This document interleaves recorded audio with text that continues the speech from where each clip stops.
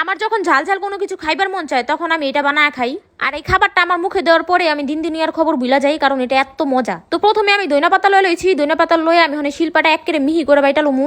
তারপরে লয়ে লমু একটা বোম্বাই মরিচ আর কয়েকটা কাঁচা মরিচ। আমি কিন্তু সবগুলাই বোম্বাই মরিচ লইবার চাইছিলাম, কিন্তু আমার কাছে একটা বোম্বাই মরিচ ছিল, এর লেগে আমি কাঁচা মরিচটা বেশি করে লইছি। আপনারা চাইলে বোম্বাই মরিচ লইবার পারেন অথবা আলাদা করে কাঁচা মরিচ লইবার পারেন, যার যার মনের ইচ্ছা। মরিচগুলো কিন্তু মিহি করে বাটার দরকার নাই, একটু হালকা হালকা করে একটু আদা চেঁচা করে লইবেন। তারপর আমি এই যে দুইটা ড্রামস্টিক লয়ে লইছি, মানে রান লয়ে লইছি, মুরগির রান। আমার যেহেতু খাইবার মন চাইতেছে বেশি বেশি করে ঝাল করে, লেগে আমি মাত্র দুইটাই বানাইতাছি। তো লেগ পিস গুলার আমি মাঝখানে ফালি ফালি করে কাইটা লইছি। তারপর একটুখানি আদা রসুন বাটা, সয়া সস, লবণ আর হইলো আপনার ভিনেগার দিয়া এটা জাস্ট ম্যারিনেট করে রাইখা দিমু। আর মাখানোর সময় হাতটার একটু গুছা মুছা মাখায়েন, কারণ পরে হাত জ্বললে কিন্তু আমার দোষ না।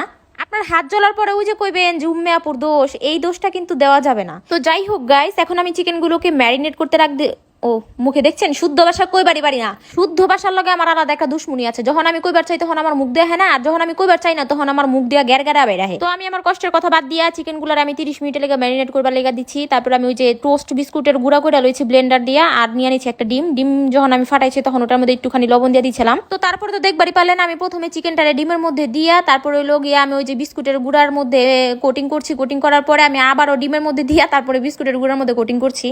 মানে আমি দুইবার করে কোটিং করে লইলাম। আপনারা চাইলে একবারও করবার পারেন, কিন্তু দুইবার করলে মজা বেশি লাগে। চিকেনটা ভাজার পরে কিন্তু একেবারে ঝাল লাগে না, মানে একটু ঝাল ঝাল লাগে আর মজা লাগে বেশি। তো যাই হোক, তারপরে কোটিং করার পরে এই যে দেখেন কি সুন্দর সুন্দর লাগতাছে। তো এটার আমি 1 ঘন্টা লেগে ফ্রিজে রাখুন, ডিপ ফ্রিজে, জানি তেলের মধ্যে চিকেনটা দেওয়ার পরে বিস্কুটের গুঁড়াটা ছুটে না যায়। তো এর লেগে আমি ফ্রিজের ভিতরে একবার দিচ্ছি। তো এই যে দেখেন 1 ঘন্টা পরে পুরো একেবারে সেট হয়ে গেছে। তো এটা ওখানে গরম তেলের মধ্যে দিয়ে দিমু, দিয়া একবার লো ফ্লেমে বাইজালুমু। চুলার আঁচটা কিন্তু একেবারে কম রাখবেন, কারণ ভিতরের চিকেনটা কিন্তু সেদ্ধ আর বাকি আছে। বাড়ায় দিলে কিন্তু উপরের বিস্কুটটা পুইরা যাবো গা, আর হইলো আপনার ভিতরের চিকেনটা কিন্তু কাঁচা থাকবো। তো আমি নাইরা চাইরা ভাইজা লইতাছি। তো এই যে দেখেন ভাজা শেষ, আর কেউ মনে করেন না যে পুইরা গেছে গা, এটা কিন্তু ওই যে বিস্কুটের একটু কালার, মানে এরকম একটু ডার্ক কালার হয়েছে, কারণ বিস্কুটটা এই কালারিয়া ছিল। আর সব থেকে বড় কথা হইলো আমি যতবারই বাচ্ছি এই কালারই হয়েছে, কারণ বিস্কুটের গুঁড়াটা এরকম হওয়া জায়গা বাঁচলে।